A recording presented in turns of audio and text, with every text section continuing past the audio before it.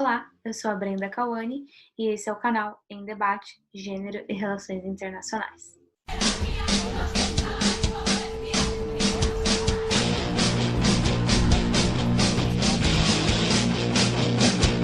Olá, pessoal! Hoje vamos falar sobre um tema que talvez não seja tão comum a todos nós, mas que está no nosso dia a dia com certeza, que é a busca da securitização sobre as mudanças climáticas. Vocês devem estar se perguntando o que é isso e eu vou tentar explicar para vocês.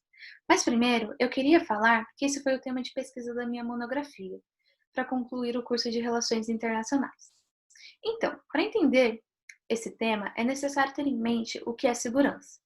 E segundo Sheehan, segurança é um conceito socialmente construído e tem o seu significado específico apenas dentro de um contexto social e particular.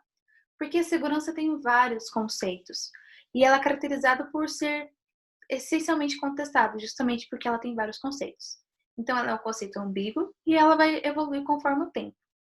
Assim, a gente não pode negligenciar toda essa multiplicidade do conceito de segurança que já teve ou tem.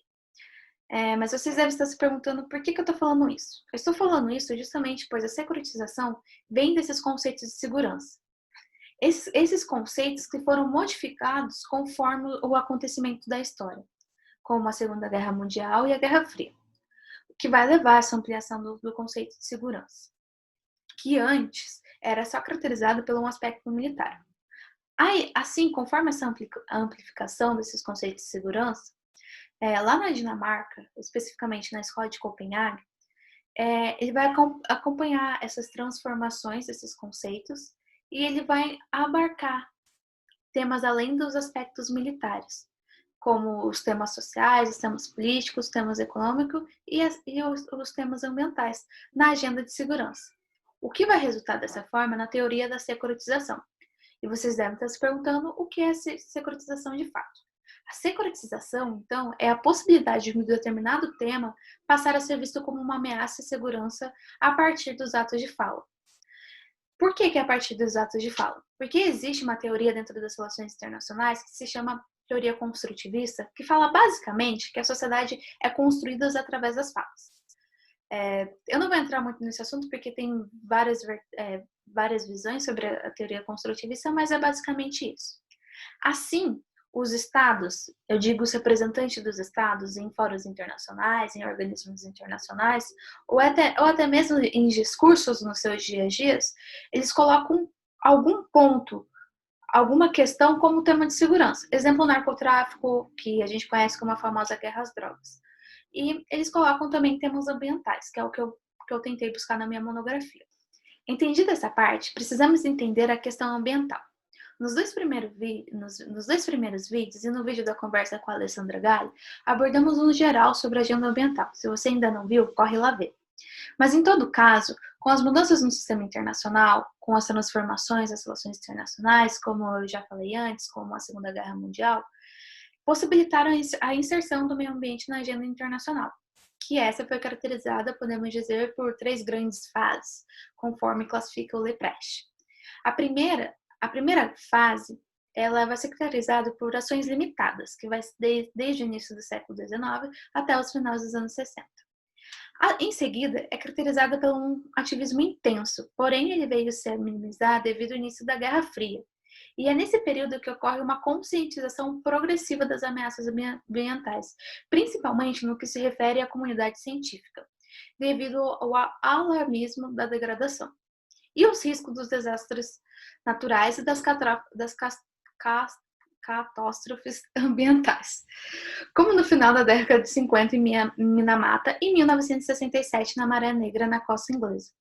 Nesse período, ocorre também a primeira conferência, que a Jennifer citou no seu primeiro vídeo, que é a Conferência das Nações Unidas do Meio Ambiente Humano, conhecida também como Conferência de Estocolmo de 1972 na Suécia. Essa conferência marcou uma virada no desenvolvimento da política ambiental internacional. Contudo, a amplificação de medidas de cooperação e proteção internacional após a conferência foi mais difícil do que o previsto, uma vez que a natureza do conhecimento e dos problemas ambientais oh meu Deus, hoje está difícil, se demonstraram de maneira mais incerta, como também se constatou que a proteção ambiental é complexa e que as prioridades dos estados estavam pautadas ainda no fator econômico. Não que isso tenha mudado tanto, né? Pois olha o que estamos acontecendo no mundo e principalmente aqui no Brasil. A terceira fase da proteção ambiental internacional, ela vai ser caracterizada principalmente pela mundialização e pela institucionalização, em 1987. E a gente vai ter o famoso relatório de Brundtland, que trouxe o conceito de desenvolvimento sustentável, mas também trouxe a noção de que o conceito de segurança ele tinha que ser ampliado no seu entendimento, para abranger dessa forma os efeitos dos desgastes ambientais que são cada vez mais graves. E também, conforme está escrito no relatório, os estados eles deveriam incluir uma adoção de concepções mais abrangentes de segurança, com o abandono da lógica de segurança armamentista e ter uma concentração dos esforços na construção de um futuro comum.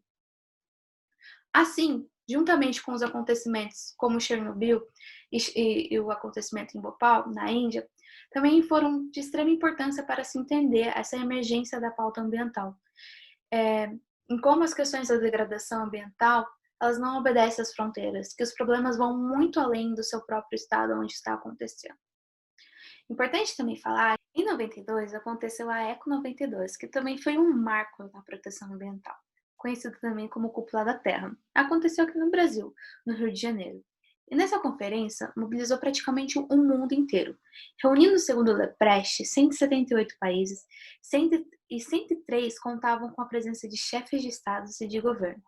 Contou com diversas pessoas, com quase 8.000 delegados, mobilizou diversas ONGs e organizações internacionais. E a comunidade se reuniu em torno da promoção do meio ambiente e desenvolvimento. Diante desses avanços, as mudanças climáticas também foi ressaltada durante essas 3 fases. Tá, mas a gente precisa saber o que de fato é as mudanças climáticas.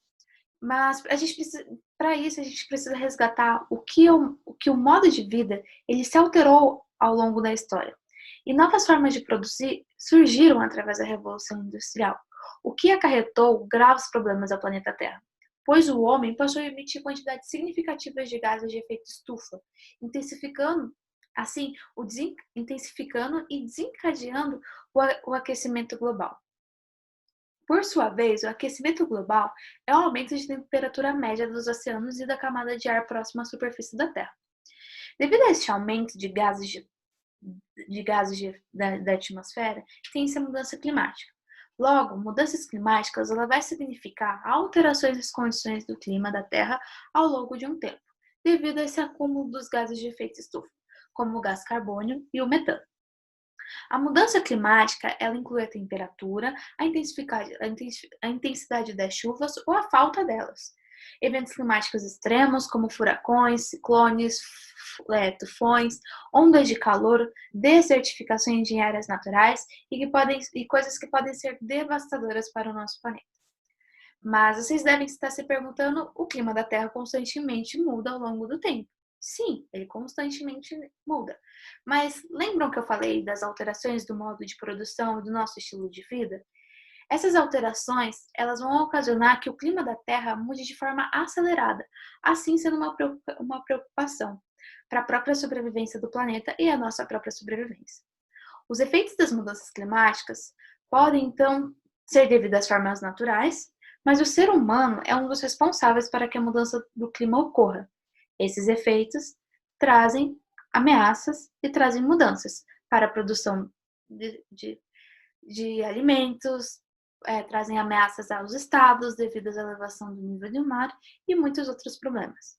Assim, juntamente com o alargamento dos conceitos de segurança, juntamente com o alargamento das teorias das relações internacionais e junto com a inserção de novas temáticas na agenda internacional, o entendimento sobre o que é a mudança climática, temos essa busca da securitização sobre as mudanças climáticas por parte de alguns estados. Eles fazem essa busca em securitizar esse tema, pois a mudança climática vai representar uma ameaça para a paz e a segurança internacional e também para o seu próprio estado. Tem gente que não concorda, mas eu super concordo. Essa alta politização, que são esses discursos de ONGs, desses movimentos ambientalistas, de cientistas, de relatórios, enfim, de pessoas mobilizando para a importância da questão do clima, acarretou em 2007 os estados a levarem essa discussão sobre o tema no Conselho de Segurança da ONU. E o Conselho de Segurança da ONU é o órgão responsável pela segurança e pela paz internacional. Então, chegar a esse tema no Conselho de Segurança é muito importante. Por quê? E por que foi levado esse tema para ser debatido dentro do Conselho de Segurança?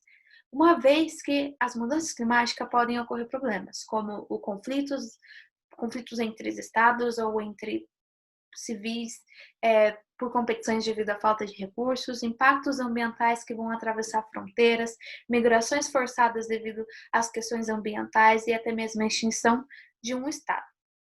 Então, os estados, eles discursam a fim de securitizar esse clima. Eles discursam, temos o discurso do Obama, temos o discurso da Itália, enfim, de vários países da Europa, que tentam securitizar esse clima. No meu TCC está bem completinho, tem com todas as falas desses discursos escritos.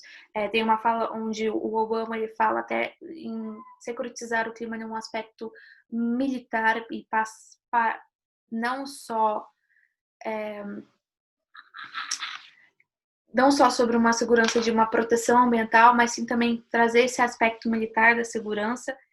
E eles fazem justamente isso, pois o multilateralismo e a cooperação internacional, eles não conseguem mais não assegurar, mas abarcar de fato todas as questões sobre a proteção ambiental. Então, por isso que esse tema precisa virar um tema de segurança, para assim ser feito ações mais ágeis e mais rápidas quanto à questão da degradação ambiental. Mente que, como é discurso, isso vai muito da visão política de um governo. Exemplo, como eu falei, no governo Obama nos Estados Unidos, eles super tentavam securitizar o clima. Agora, no governo Trump, a gente pode dizer que a gente tem um governo que nem acredita sequer que mudanças climáticas existam. Então, a gente sempre tem que ver que esse discurso ele é cheio de visões e de valores particulares. Então, não é todos os estados que vão tentar securitizar o clima. Isso acontece mais na Europa, como a gente pode ver nessa questão. A Europa está sempre muito envolvida na questão ambiental. E esses discursos eles também vão implicar na possibilidade de um argumento de diálogo que vai se também estender-se sobre uma transformação sobre os conceitos da própria segurança, porque tem pessoas que acreditam que a segurança é só um aspecto militar, que ela não vai envolver o aspecto ambiental. É basicamente isso. Se você quiser ver se você quiser ler o meu TCC inteiro, você pode me mandar e-mail, porque ainda não foi publicado pela minha faculdade, porque eu acabei de me formar agora em julho, então demora um pouquinho, mas você pode me mandar um e-mail que eu posso te mandar para você ler. É isso, gente. Se vocês gostarem, curtam o vídeo, se inscrevam no canal, ativem as notificações e nós nos vemos em breve. Até lá!